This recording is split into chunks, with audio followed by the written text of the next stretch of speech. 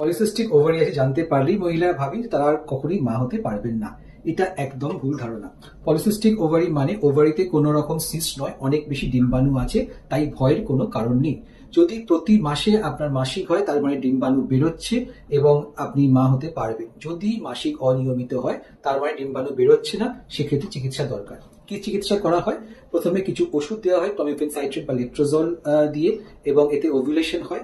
ভয় নেই, এই ওষুধ খেলে কিন্তু ক্যান্সার হবে না। এতেও কাজ না হলে ল্যাপ্রোস্কোপি করে এই ওভারির মধ্যে কিছু গর্ত করে দেওয়া হয়, যেটাকে ওভারিয়ান ড্রিলিং বলে। এরপরে ওভুলেশন হতে পারে। যদি এতেও কাজ না হয় তাহলে আপনাকে আইভিএফ এর কথা বলা হবে।